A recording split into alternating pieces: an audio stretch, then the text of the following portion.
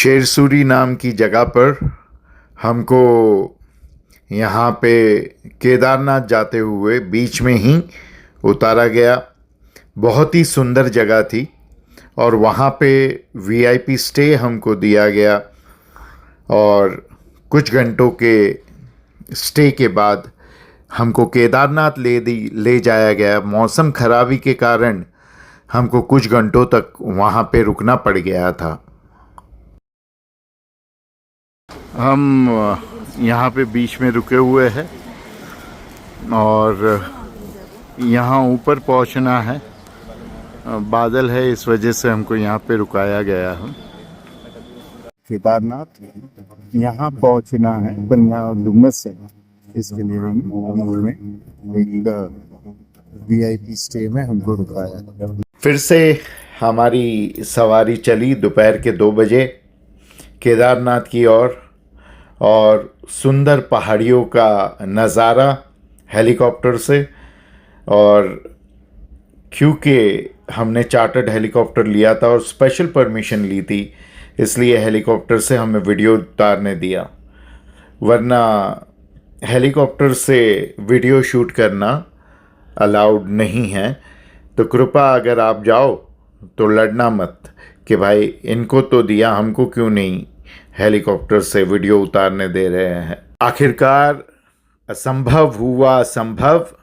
हम पहुँचे केदारनाथ की भूमि पर, भगवान शिव के शरण में।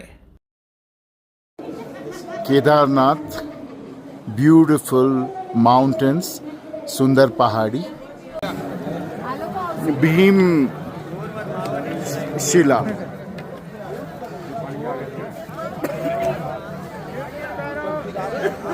ये शिला ने जो है, जो यहाँ से तूफान आया था और पानी आया था, उसको रोक लिया था। जय गुरुदेव। एक बहुत ही अद्भुत घटना हमारे साथ घटी, इसका वर्णन यहाँ पे कर रहा हूँ कि रात्रि के समय में रुद्राभिषेक करने को हम जब खड़े थे तब ऐसे ये 3 तारे ऊपर दिखाई दिए, जैसे अभी आपको तस्वीर में दिखाई दिए थे। और इतनी ठंड कि मेरी बहन जो आई थी कनाडा से और मेरी पत्नी की तबीयत खराब हो गई और दर्शन तो करना ही था, रुद्राभिषेक करना था। सुबह भी हमको देरी होने के कारण लिंग को स्पर्श करने नहीं मिला, कुछ बदमाशी हुई, इसलिए हमको पहले नहीं जाने दिया। ये प्राचीन मंदिर है केदारनाथ का। और हम लोग रात को अंधेरे में खड़े हैं लाइन में 5 लोग, और अचानक बर्फ़ गिरने लगी और इतनी ठंडी बढ़ गई।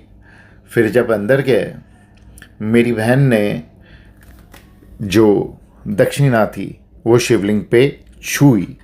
जैसे ही छुई, पीछे से एक साधु ने लंबा हाथ करके, इतना लंबा कैसे हाथ हुआ पता नहीं, शिवलिंग तक वो पहुंच गया और उसने वो दक्षिणा उठा ली।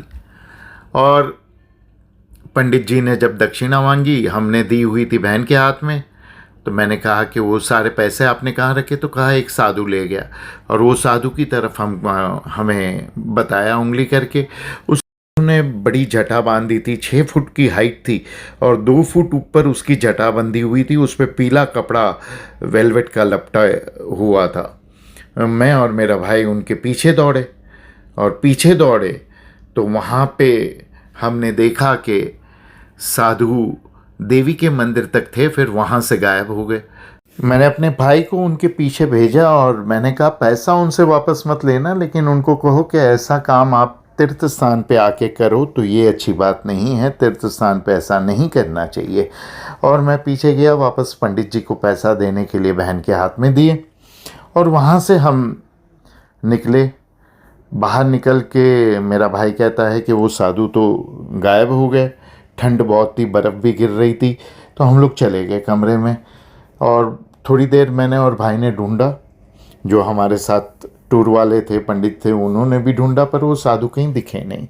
शिव के दर्शन की अभिलाषा तो मन में नहीं थी, क्योंकि आत्म साक्षात्कार के बाद इतना तो बोध हो गया था कि जो नहीं है वो शिव है, और जिसको पता चल गया कि मैं नहीं हूँ, आत्म साक्षात्कार मिल गया, उसको तो ये पता चल ही गया कि मैं शिव हूँ। और जिन जिनको आत्म साक्षात्कार मिला है वो सबको बोध है कि वो शिव है, सभी शिव है, सब कुछ शिव है। ये महाकाल भैरव जी का मंदिर है। हम आगे बढ़े उससे पहले मैं आपको कहना चाहता हूँ कि केदारनाथ बाबा की आरती होने से पहले बाबा भैरवनाथ की आरती होती है। बाहर आरती उनको दिखाई जाती है, फिर बाबा केदारनाथ की होती है। हम लोग जब सोने गए कमरे में, तब खिड़की में एक व्यक्ति मुझे दिखाई दिए। स्वप्न था कि सच था पता नहीं, दिख तो रहा था एकदम सत्य की तरह।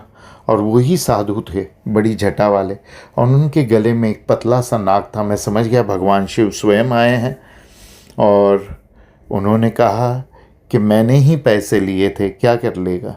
मैंने कहा कोई बात नहीं, आपने मेरी बहन से पैसे लिए, बहुत अच्छी बात है कि आपके ही थे और आपके पास आए पैसे।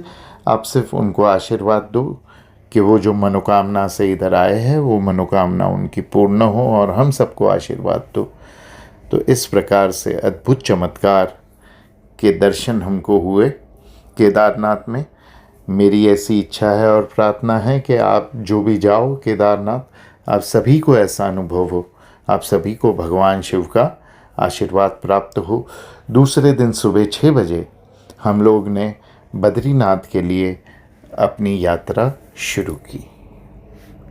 ये हमारा आज रात्रि के लिए जो है कमरा है केदारनाथ के लिए।